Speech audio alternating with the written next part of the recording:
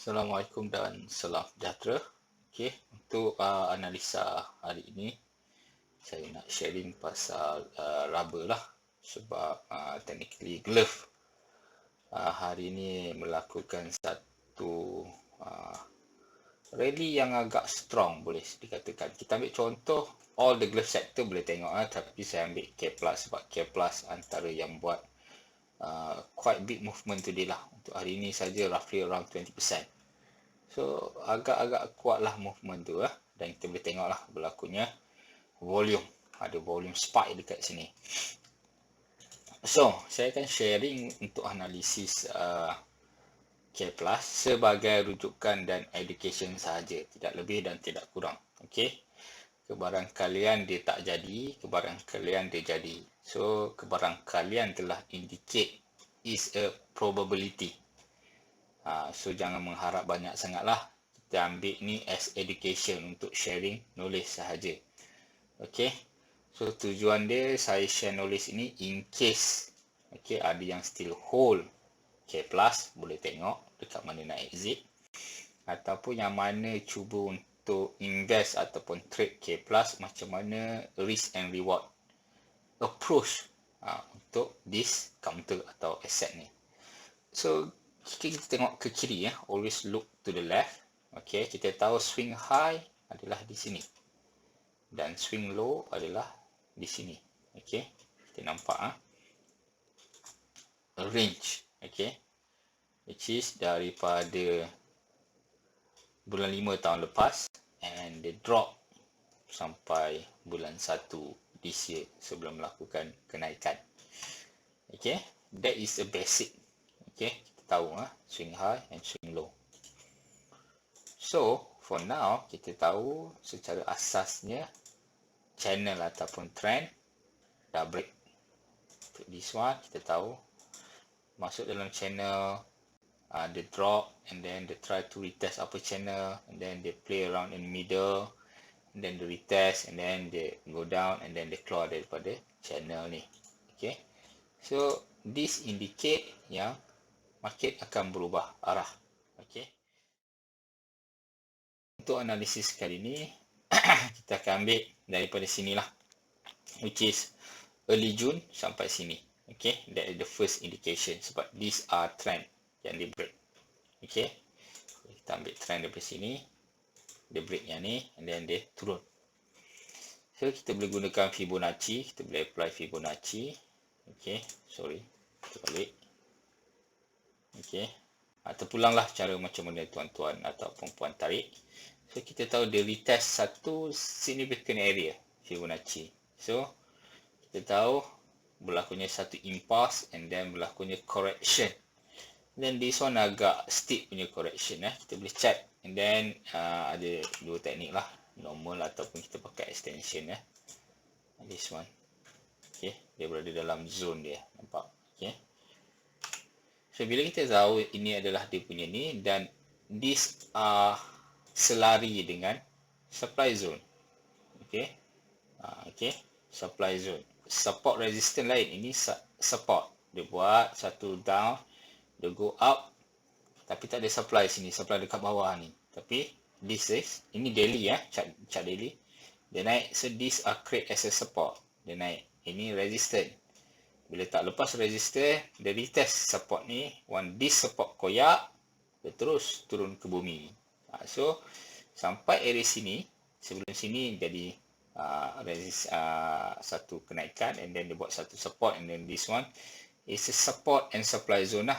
Okay, dan berlakunya sideways. Kita tahu sideways lama dan kita tahu indication menunjukkan akan berlakunya pertukaran arah. It's basic punya teknik SNR, SND. Okay, so sekarang ke manakah arah tuju ni? Okay, ada berapa teknik untuk mengenal TP. Sama ada kita ambil strength of the movement price sebelum ni, kita measure the same strength. Okay, sebab ni pun melakukan satu rounding bottom. Okay, sini pergi retest tak lepas dan turun, dan kita boleh ambil ni lah. Okay, selalunya saya ambil macam ni. Terpulang, ada orang mungkin ambil macam ni. Ke sini pun sama saja, dia akan beri more or less the same. area, ataupun dia akan ambil bila this one break, dia akan ukur macam ni. Okey, maksud dia sini resistance break, dia akan ukur. Okey, ini more accurate lah. Kalau you nak ukur strength, ini adalah resistance. Okey, these are area supply. You ambil sini, then this one break, you measure macam ni. So you tahu this the next target yang dia akan pergi.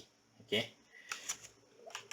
or else you boleh ambil this one previously resisted, maksud dia turun, and then dia retest this area, this area, then dia turun.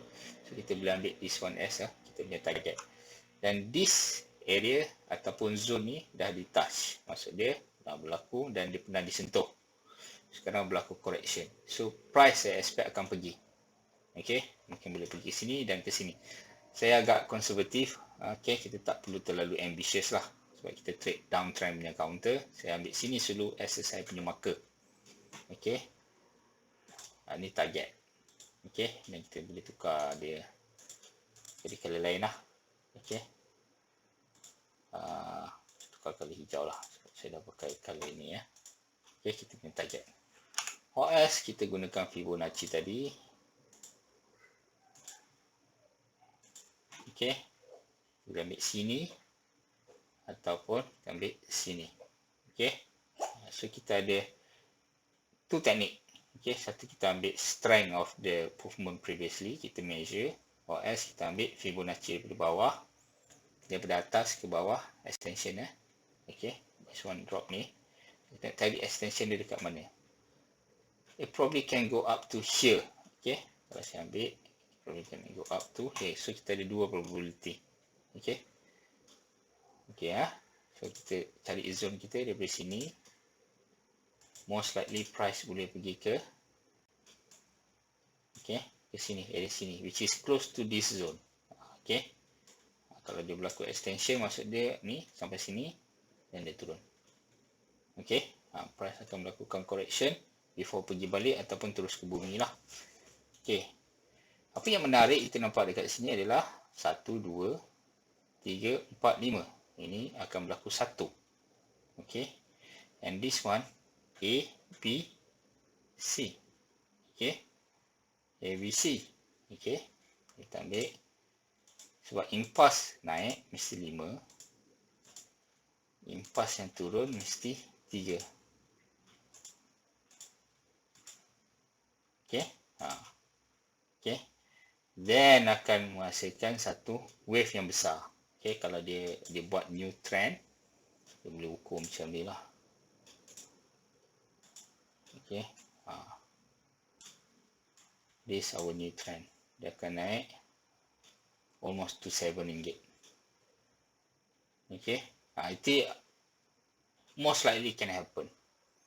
Okay, maksud dia COVID ni terlalu teruk, angka mungkin naik above 20k or even 30k, God know how many.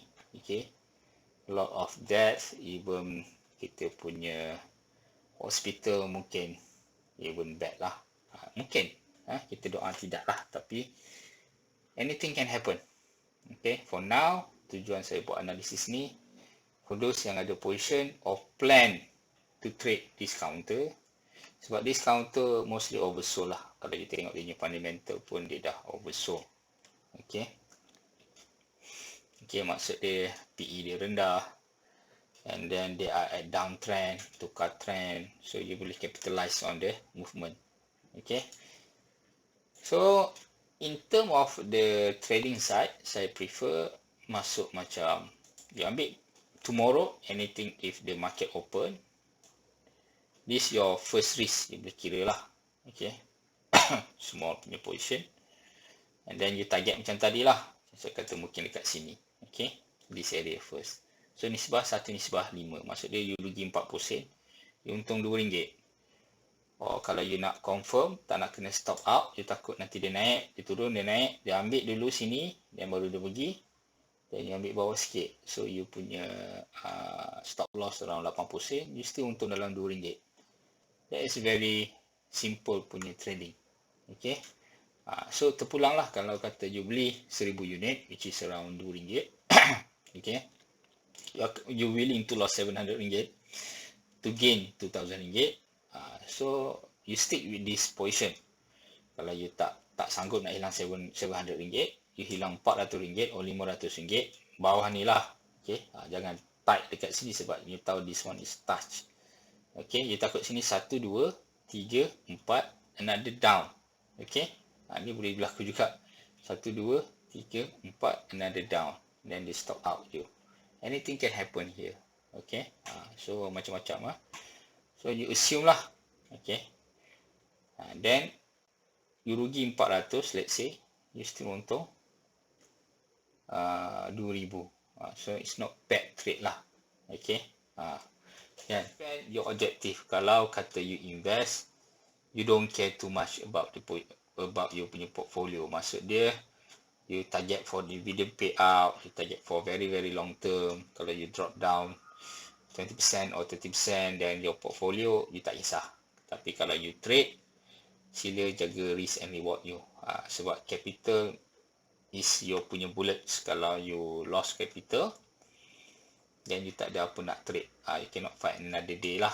Okay, saya harap perkongsian saya ini bermanfaat. Okay, boleh share lah kalau nak. Kalau tak nak, anggaplah sebagai education sahaja, tak lebih dan tak kurang. You need to do your own research. Kalau sama, okay. Kalau tak sama, abaikan.